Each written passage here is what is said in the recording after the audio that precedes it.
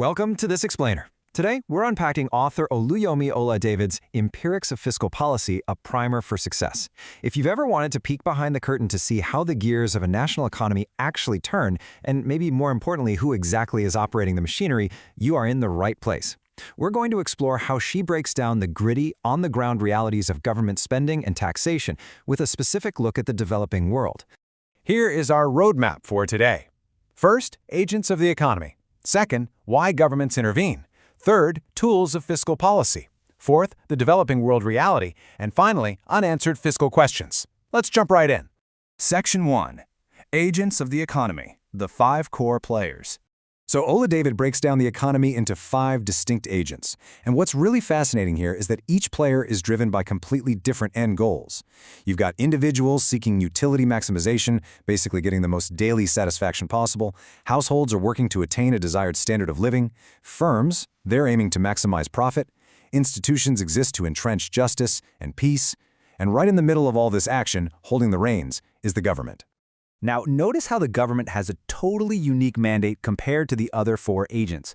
While a firm is out there chasing profit and an individual is just trying to maximize personal utility, the government actually exists to maximize social welfare. They hold the special privilege and, honestly, the massive burden of creating and maintaining the institutions that sustain our socioeconomic life. They are making the big decisions designed to grow overall economic health and wealth for everybody. Moving to Section 2. Why governments intervene beyond the free market. Here she impartially contrasts that traditional hands-off classical laissez-faire stance with the actual reality of market failures. Because let's face it, a pure, unregulated free market is kind of like a bridge left to rust. It simply isn't equipped to handle real-world phenomena. Markets fail. It's just inevitable. And that is exactly why government intervention becomes absolutely essential. They have to step in and literally bridge the gap between the haves and the have-nots, just to ensure no one gets left behind. And to manage those market failures, modern governments are juggling a massive balancing act of macroeconomic objectives. They're pushing for steady, sustainable economic growth, but at the same time, they've got to keep general price levels stable. Throw in targets like full employment, a balance of payments equilibrium, and environmental protection, add equitable distribution of income to the mix, and you can really start to see just how unbelievably complex the government's mandate actually is. All right, Section 3. Tools of fiscal policy, steering the economy. She defines fiscal policy pretty cleanly. It's basically the deployment of stabilization tools that are entirely under the government's control. We're primarily talking about taxation, public expenditure, and managing public debt. By pulling these specific levers, the government tries to influence the broader economy. Oladevid notes that Keynesian economists, in particular, really favor using these stabilizers, mostly because they recognize that natural, unavoidable economic cycles of booms and busts are going to happen. The big takeaway here is that a government's fiscal stance is definitely not one-size-fits-all. It can take on a bunch of different forms depending on what the economy needs in that exact moment. They might adopt a neutral stance, or maybe a contractionary stance to cool things down, or flip to an expansionary policy to spark some growth. And these actions can be discretionary, meaning active choices by policymakers, or automatic, triggering all on their own as economic conditions naturally change. This brings us to Section 4, the developing world reality, challenges and deficits.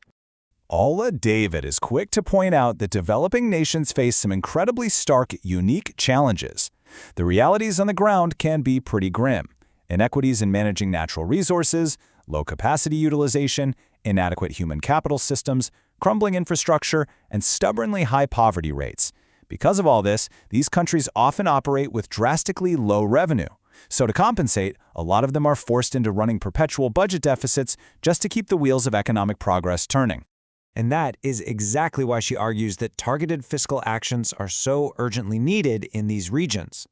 The free market all on its own is simply not going to step up and fix failing infrastructure or inadequate human capital.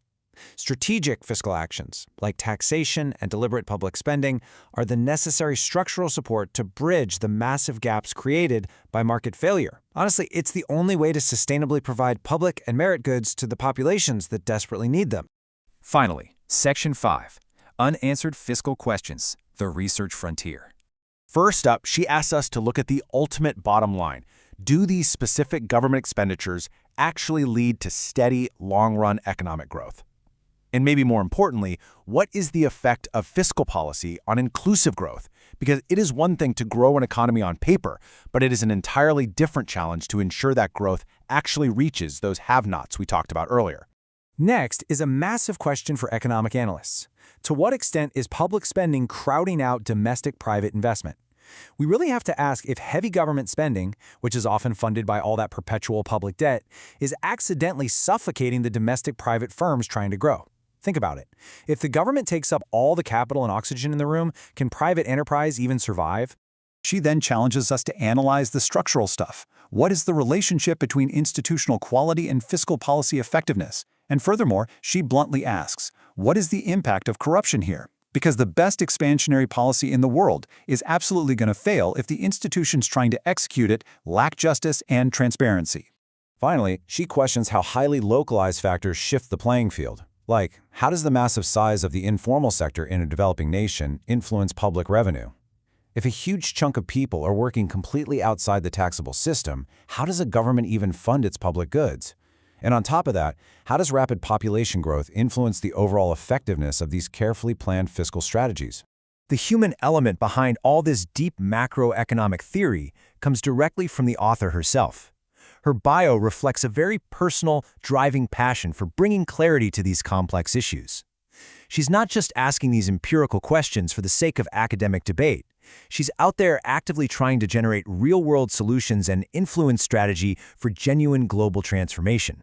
So Ola David leaves us with a real call to action. While governments in developing countries are out there seeking to generate revenue, attract development aid, and spend it, economic analysts need to be right there actively assessing the true impact of that public spending. As you look at the mechanics of your own society, what unanswered questions about your local economy's fiscal policy will you investigate next? Thank you so much for joining me on this explainer. Keep asking the hard questions and keep learning.